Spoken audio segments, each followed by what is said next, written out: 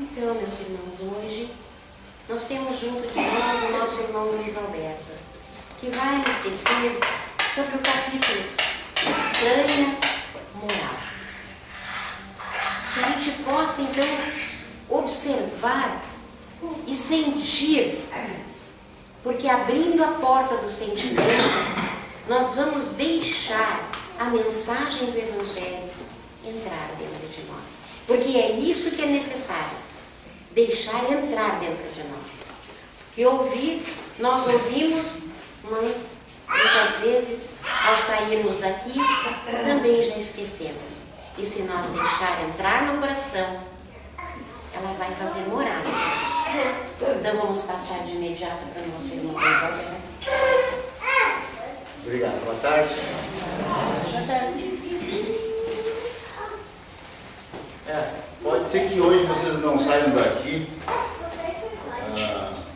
esquecido do que foi falado, porque eu vou falar sobre coisas estranhas. Né? Porque o Allan Kardec, analisando os textos evangélicos que foram bastantemente adulterados ao longo desses 18 séculos, o Allan Kardec, ele pensou nos textos evangélicos, notadamente, né, no Evangelho do Marcos, do Lucas, do Mateus e do João, né, os quatro que restaram da reforma feita pela igreja. Então, ele encontrou algumas frases atribuídas a Jesus chocantes. E até hoje ninguém entende, a não ser, logicamente, a doutrina espírita que entende, né? Porque só com o conhecimento espiritual é que nós podemos compreender uma série de coisas da vida, inclusive das falas, né? E das pregações, ilustrações de Jesus Cristo. Então, ele encontrou lá nos textos algo dizendo assim: quem não odiar o pai e a mãe não é meu discípulo, não pode ser meu discípulo. Então, aí fica todo mundo dizendo: odiar. Olha, Jesus Cristo não tinha condições de dizer uma bobagem dessa. Né? Então, como é que as pessoas sustentaram isso, traduzindo mal? Nada a ver, essa foi uma tradução mal feita, essa foi alguém que colocou uma palavra que não tem nada a ver. Cada povo tem o seu linguajar, cada época. Né? Então a gente fica ouvindo assim, né? Até nós vamos mudando o palavrório periodicamente. Hoje eu falo coisas, né, gírias, por exemplo, que eu sabia há 30 anos atrás, e aqui a grande parte não vai entender. Né? Quantas gírias a gente sabia, né? E já não se usa mais. Palavras também, né, que caem em desuso. Né? Tem palavras que, se a gente falar aqui, então, como ele é mal educado. Né? Porque as pessoas deturparam essas palavras. Né? Começam a usar para umas coisas, e aí quando tu vai usar, aí choca. Bom, então, esta primeira frase que está aqui no Evangelho, que se deve, né, odiar o pai e a mãe, né? Então é ridícula, nada a ver com Jesus Cristo, né? Não tem nexo, né, essa frase. Então, então isso aí fica eliminado. Tá? Quando ele disse lá que a gente deveria odiar uma outra, mentira. Isso não se coaduna com as ideias dele, né? Toda a sua pregação, toda a sua vida, a sua conduta sempre foi diferente, né? Foi no sentido de ajudar, né? Bom,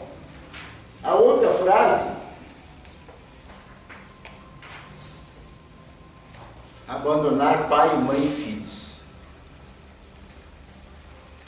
E essa aí já foi ele mesmo que disse. Ele disse que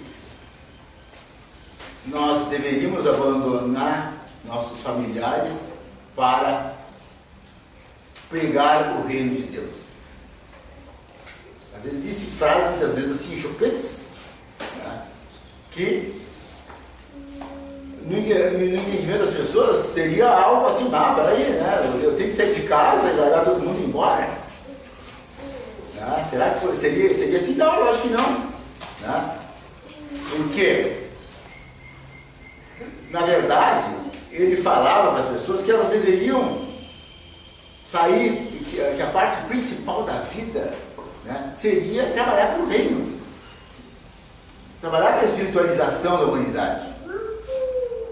Né? Isso que nós deveríamos fazer. Agora, normalmente, né, nós costumamos abandonar a família, né? Não costumamos? Vocês não estão acostumados a abandonar a família? De ir para a guerra? Quando a gente vai para a guerra, não abandona a família? Ainda bem que não tem guerra, né? E assim, durante esses milhares de anos aí de guerras pelo mundo afora, os pobres, os homens, né, iam tudo para a guerra e morriam na guerra e abandonavam a família porque eram obrigados aí, né? Então, e nas guerras em geral. E nas guerras religiosas, então, pior, né? Pior. Diz que as guerras religiosas mataram mais gente do que qualquer outra guerra política que tem por aí. Haveria uma capacidade do ser humano de deturpar as ideias do Cristo. Guerras religiosas. E então, o Allan Kardec diz aqui nesta parte do abandono dos familiares, que isso significa que as questões do mundo, da vida futura, o mundo espiritual são muito mais importantes do que as questões materiais aqui. Nós temos que colocar acima as questões espirituais, acima da família. Agora, muitas vezes, chegou o Pedro para lá para Jesus e disse assim: pois é, né? Como é que nós vamos entender essa tua dureza de dizer isso? Essas palavras duras que tu usaste, de abandonar a família. Daí Jesus disse assim: olha, meu caro, vejam só, Jesus, assim, a gente tem que entender, Jesus é um espírito superior, lá nas nuvens, né? Superioridade, e nós aqui embaixo, né? Atolados, com a nossa pequenez. Então, o camarada veio lá, sabe, do seu escritório sideral, né, trazer para nós uma série de informações. É lógico que seriam para nos transformar em alguma coisa. Ele não veio aqui para ver se a feijoada estava boa, se o vinho estava gostoso. Ele não veio aqui para isso, né, para visitar, né, as cidades, né, as produções. Não, ele não veio para isso. Ele veio para trazer coisas novas para nós. Então, quando ele colocou que nós deveríamos abandonar os nossos familiares, é porque na prática acontece mesmo. O moço, quando casa, né, a moça não vai lá e rouba o moço e leva embora. Não, é o contrário, né? Sempre foi o contrário. Não, a moça, né, sai de casa, abandona a família, né? E nós também, né, pobres coitados, nós saímos de casa e abandonamos a família, né? Então vejam, certas práticas, né, que são coisas antigas. Eu ainda ouvi um desses imigrantes que estão aí, né, lá de Gana, dizendo, ontem, que todo homem é responsável por toda a família. O homem, o filho mais velho, é responsável por toda a família, sustentar a família. E aí ele contou que o pai dele tem 3 esposas lá. Beleza, né?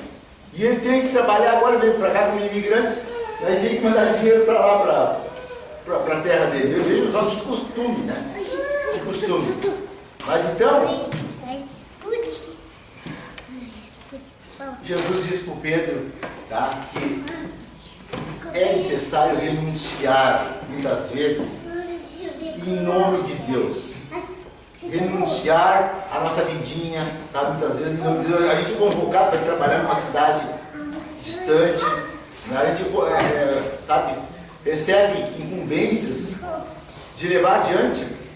Então, a gente, na verdade, não está abandonando as pessoas, porque o amor que a gente sente é o mesmo.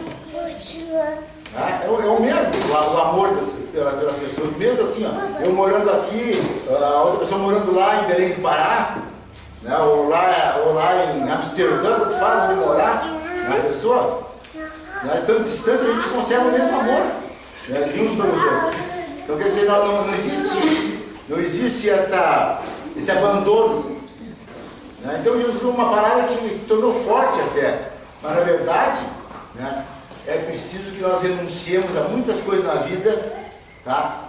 Em nome de Deus. Então, ele fala isso para Pedro, né? que é uma questão de amor e de renúncia. Mas, outra frase que ele diz é deixar aos mortos cuidar de enterrar seus mortos. Então ele convidou um rapaz lá e disse para ele, segue-me. E o rapaz, só um momentinho, Jesus, deixa eu ir lá enterrar o meu pai primeiro, depois eu vou te seguir. Daí Jesus disse, olha, deixa os mortos cuidar de enterrar os seus mortos. Tu, por ti, vens e vai pregar o reino de Deus. Então aí todo mundo ficou chocado. Não deixa nem o cara enterrar o morto. Né? Mas na verdade é complicado essa questão de enterrar morto, né? Enterrar parente morto. E nós ainda vivemos, sabe, num atraso tal, né? Um atraso tal que nós ficamos sempre cultuando, né, aquelas situações fúnebres. Sei lá, sabe, a humanidade continua, vocês ligam a televisão, estão lá falando, sabe, do corpinho do fulano. Aí, sabe, falam assim, dezenas de vezes lá, o velório do fulano. As pessoas, se acontece uma tragédia, como agora derrubaram também mais um avião da Malásia, né?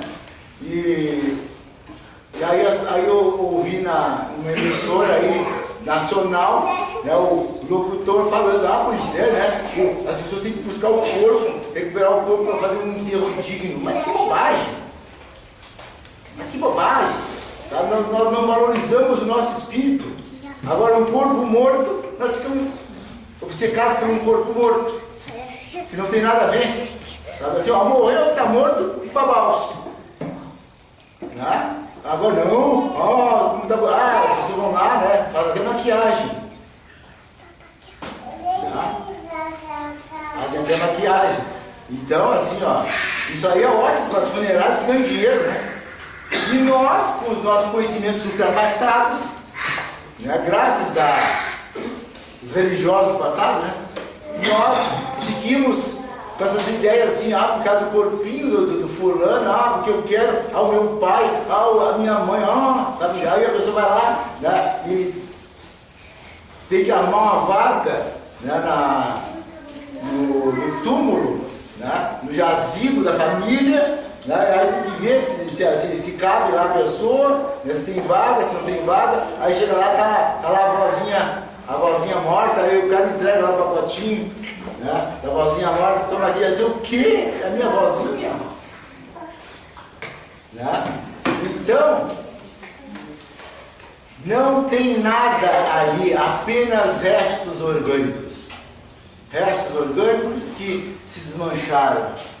Né? Então, e as pessoas ficam, né, cultuando os cemitérios aí, agora, né, sempre nos novembros, né, e durante várias épocas as pessoas cultuam mortos. Né? Deixa aos mortos enterrar seus mortos. Agora, quem são os mortos que enterram seus mortos? Quem são? São todas as pessoas que ficam enxergando só um corpinho. Só um corpo, porque a minha mãe, o meu pai, meu filho. Sabe, as pessoas ficam lá naquela história. São mortos. Jesus disse bem claro. deixar os mortos enterrar os seus mortos. Então, a toda pessoa que não tem na cabeça que nós somos espíritos, que a vida continua, né? A pessoa é morta para a vida, sabe? Tá vivendo como se fosse morta. Não é isso que Deus quer de nós, né? Aquela choradeira lá nos velórios, lá nos enterros, aquela coisa toda, aí tem que comprar um caixãozinho bem bonitinho, sabe? Aquelas coisas bobagens, e que acha que o morto vai reclamar do caixão conforme o modelito, né? Tem que botar uma roupinha melhor. Quanta bobagem se fez e ainda se faz, né? Em vez de tirar a roupa dele, é um pobre, né? Quantas pessoas, daí vai fazer isso? Eu duvido que faça isso, né? Então a melhor coisa que tem é quando a pessoa morre assim, desaparece bem longe, e não tem velório, não tem enterro. A melhor coisa que tem, porque agora lá estão discutindo, né, a recuperação dos corpos que o míssil aquele derrubou o avião, né? Então veja que mundo que nós vivemos. Nós, sabe, estamos vivendo muito no mundo, né, do come, bebe e dorme, né? Só fazendo coisas materiais, nós só pensamos naquele corpo, né? No corpo do meu filho, no corpo da minha amiga, no corpo da minha mãe, sabe? Nós pensamos em corpos. Nós vivemos a nossa vida sempre na base da parte externa, né? Na base da roupinha. Tudo bem, nada é errado se comer, se beber, se vestir, mas nós vivemos muito focados nisso, sabe? Do corpo físico, das coisas que, sabe, nos pertencem, e nós não damos importância ao espírito. Então, na hora na hora da morte, né? Aí vem aquele desespero, aí nós vamos sustentar, depois, né, a gente tem que pagar a funerária, né? Aí a gente tem que sustentar terapeutas também, né? Aí vai todo mundo pro calmante, né? Se tratar, que não entendem, né? Lamentavelmente é o que se vê, sabe? Assim, eu vejo na televisão, nos noticiários, né, as pessoas gemendo, né? Porque aí vão dizer assim, porque não é teu filho, não é teu neto, não é não sei o quê. Não, não é. Isso é esclarecimento espírita. Esclarecimento espírita, sabe? A gente continua amando, sabe, a pessoa, né, o filho, o neto, o esposo, a esposa, a amiga, a prima, a tia, a mãe, a avó, qualquer um, a gente continua amando as pessoas. Agora, nós não podemos mais ser manada, né? Ou vaquinha de presépio. Não podemos mais ser isso aí. Isso aí é do passado, né? Nós somos seres inteligentes, seres espirituais, momentaneamente encarnados. Momentaneamente. Né? E temos agido sempre como se fôssemos, sabe, zumbis. Age como se fossem zumbis, né? Fica todo mundo naquela história coitadinho. Olha, quantas pessoas já referia outras vezes, né? Você fica lá nos túmulos chorando muitas vezes, né? Anos e anos chorando nos túmulos, e a criatura ali já está lá, ó, em Copacabana, tomando banho no mar há muito tempo. A pessoa já reencarnou. Quantas pessoas que nós vemos por aí estão chorando nos túmulos aí, né? Que passam 5, 10, 20, 30 anos, né? Chorando, né? Pelo filhinho, pela, sei lá, companheira, pela qualquer um deles, qualquer familiar, chorando nos túmulos, indo, tá, para o cemitério, anos e anos a fio, né? Achando que está fazendo grande coisa, né? Mas chama-se isso ignorância. Ignora o que é a vida do espírito. E a pessoa lá, aquela que está chorando, já está reencarnada há muitos anos, está lá, linda e bela. Aí assim, todo mundo, eu perdi o meu filho, eu perdi a minha mãe, eu perdi, não perdeu nada. Ninguém perde nada. Então Jesus se refere a isso. É interessante, se nós admiramos Jesus, né? A gente deveria estudar mais a sua, sabe, os textos, né, atribuídos a ele, estudar, e principalmente sobre a luz do Espiritismo, né, que é muito clarificante. Né, convenhamos, né? E aí a gente vai ver assim, ó, que lá pelas tantas ele fala aqui no Evangelho que quem não ouve as suas palavras é semelhante àquela pessoa que construiu a sua casa sobre a areia. Sobre a areia. Veio a tempestade e põe abaixo. Agora, quem entende o ensinamento de Jesus Cristo, né, entende o que ele está querendo nos dizer, é semelhante àquele que constrói a sua casa sobre a rocha. Tá? E aí vem o vento, e vem a tempestade e a casa fica firme. Tá? Então, a maior demonstração disso é a gente entender, sabe, as ideias do Cristo, as ideias dos Espíritos superiores, né, que nos trazem que nós somos Espíritos e que nós continuaremos sempre. Tá? Então, quando morreu o primeiro familiar nosso, não vai morrer ninguém, né? Não. Meus parentes, ninguém morre. Tá? Queremos dar testemunho, então. Vamos ver se nós daríamos testemunho dos nossos parentes. Tá? Quando eles desencarnarem, qualquer que seja nosso parente, tá? Não no sentido de frieza, mas no sentido de entendimento, né? De que Deus faz tudo muito certo. Né? Deus é muito. Então, mais uma frase que Jesus fala: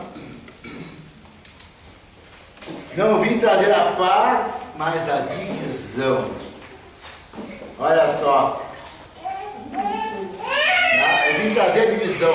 Eu quero que um fogo se acenda e esse fogo, sabe, elimine logo, né, as situações. Né? Ele disse, eu tenho sede por esse fogo, que ele resolva logo os problemas, né? Que as pessoas se mexam logo. Então, aí as pessoas ouvem isso falar em certas igrejas por aí, vão em casa e botam fogo na casa. Né? Tenho pressa para que esse fogo se acenda. Ele disse isso, mas isso não é ao pé da letra. Né? Não é ao pé da letra que ele está dizendo isso. Né? Ele quer que, sabe, que nós nos mexamos, que nós enxerguemos as coisas, enxergamos a vida maravilhosa que nós temos aqui, sabe? E ela continua maravilhosa do outro lado. Né?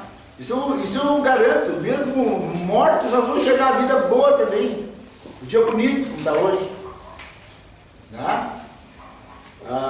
Então, ele fala sobre, veio trazer a paz não, a espada. Veio trazer a espada aí, e que a partir daquele momento, sabe, pai ia se voltar contra filho, filho contra pai, filha contra pai, irmã contra irmão, né? Nora contra sogra, ainda bem que eu não tenho sogra, né? Genro contra sogra, sabe? Então diz isso, aí todo mundo ficou, mas o que? Guerra? Né? E na verdade não é isso que ele quer dizer, né? Na verdade ele previu as atitudes futuras das pessoas. De lá para cá, que ele falou isso, uma pessoa dentro de casa tem uma ideia, a outra tem outra, né? Certo? Um é católico, o outro é espírita. Ou, sei lá, outra religião. Daí dá aquela coisa, sabe? Ela vem na casa espírita e ele vai lá na igreja dele. Tá cheio disso, né? Mas tudo bem, isso é liberdade, né? É liberdade, mas quantas pessoas têm ideias muito antagônicas e não se toleram, daí dá o desentendimento. Então, de lá, quando Jesus falou isso, de lá para cá, né? Realmente, né, as pessoas começaram a demonstrar assim, cada um com a sua opinião. Com a sua opinião, cada um sabe, puxando para o seu lado, e as pessoas começaram a ter problemas, muitos problemas dentro de casa, inclusive por causa dele. As ideias de Jesus que vieram, né, causaram um rebuliço. Por que causaram rebuliço as ideias de Jesus? Jesus é um terrorista? É um revolucionário? Tem gente que acha que é. Tem gente que acha que Jesus era um terrorista e não deu certo, sabe? E aí pegaram ele lá e pegaram na cruz. E, na verdade, toda ideia nova que chega no mundo, ela é contestada. Toda ideia nova. A gente não chega em casa e diz, eu quero pintar de vermelho essa parede, que é a cor mais bonita que tem por aí. Né? E aí a digníssima lá diz, não, tem que ser azul. Pronto, cada um pegando sua arma. Né? Mas as ideias antagônicas geram problemas entre as pessoas. Agora, é lógico, né, que nós temos que saber tolerar, né? Uns aos outros. E a ideia que Jesus trouxe, ela trouxe um rebuliço na humanidade, no sentido assim, tudo que era antigo, que era ultrapassado, queria ficar vivo. Né? Os sacerdotes lá de Jerusalém queriam ficar ganhando dinheiro às custas do povo. Né? Os reis, né? E os reisitos que tinha lá, né? Tipo Herodes, né? E governantes em geral, e eles tinham medo de perder o cargo, porque lembram da história quando anunciaram que nasceu o Messias? Né? Lembram da história? Aí o que o Herodes fez? Quando ele ouviu aquilo, né, de lá de pessoas que diziam, né, certos conhecimentos assim, espirituais, o que ele mandou fazer? Mandou matar todas as crianças até 2 anos que tinham nascido lá na região que ele dominava. Lembram disso? Foi quando veio um espírito, né? Que lá no texto bíblico fala em anjo, né? Veio um espírito para o José e disse assim, José, pega a Maria, né? E vai, pega o nenenzinho, pega Jesus e vai para o Egito. Aí Jesus foi levado para o Egito até que se acalmasse a situação. Depois eles voltaram. Tudo por quê? Porque ele já tinha medo da ideia nova, que nem estava ainda sendo implantada, mas estava sentindo no ar. Ele estava sentindo no ar, né? As mudanças, e aí ficaram temendo já. O Herodes ficou temendo a vinda do Cristo que já tinha nascido. Mas até hoje, talvez hoje o Herodes já tenha entendido alguma coisa, né? Pilatos também, né? E vários, daquele tempo para cá, devem ter entendido alguma coisa, né? Já deve ter mudado, deve ter progredido, né? E agora, o que se vê por aí até hoje? Né? As pessoas ainda não entenderam essas ideias novas que Jesus trouxe. Tanto é que nós não conseguimos implantar nas nossas vidas. De amor ao próximo, caridade, sabe? Ser menos apegado às coisas, né? Ao dinheiro, a bens, etc. Né? Nós temos dificuldade de nos desapegar disso tudo. Né? Agora, Jesus, ele escolheu nascer lá naquela família pobre, né? Para demonstrar para as pessoas que nós não precisamos ter l'argent, né? Nós não precisamos ter dinheiro para ser feliz, né? A gente pode muito, é lógico que todo mundo tem que trabalhar, né? Tem que se virar para se sustentar, né? Porque ele também não prometeu Bolsa Família para ninguém, né? Na verdade, nós temos que fazer a nossa parte. E assim, é aquilo tudo que ele trouxe para nós, né? De orientação, né? Nós não seguimos porque não queremos. A humanidade está aí, sabe, jogando bombinha em avião, né? Massacrando uns aos outros lá na Palestina, lá em Israel, né? Então, aqui, né, por aí afora, né, as pessoas estão usando de violência. Tudo porque não tomaram uma surra de Bíblia, né? Como aconteceu aquela vez lá com o Chico Xavier, né? que ele falou pro rapaz lá que eu ajudar lá na sessão, né? E aí o rapaz entendeu que tinha que bater com a Bíblia nele, né? Na verdade, era no sentido figurado, né? Então aí a gente tem que ter cuidado para não pegar tudo ao pé da letra, né? Porque senão, se fosse assim, a gente iria botar fogo em tudo, né? E iria pegar a espada, iria, né, por aí afora. Né? Então é necessário que nós tenhamos olhos de ver. Né? Olhos de ver é isso, sim, ó. Sabe o que é importante para nós, né? O que é importante?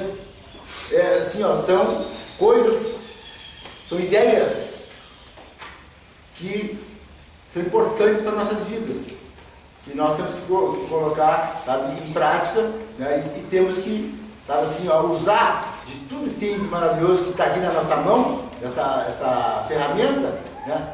Para tornar as nossas vidas melhores, né?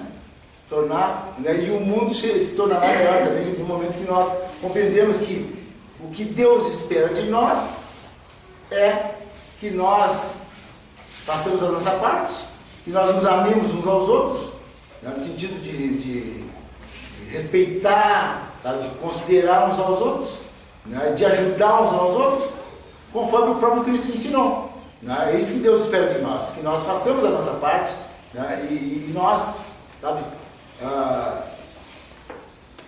prestemos atenção, tá, no que Ele nos orienta, né? Porque Ele diz bem, né? É necessário que nós façamos a nossa casa sobre a rocha, né? Porque vai chegar um momento que nós vamos ter que dar testemunho de alguma coisa e a nossa casa vai balançar, né? Todos nós enfrentamos dificuldades, é o testemunho que nós temos que passar. Muito obrigado, boa tarde.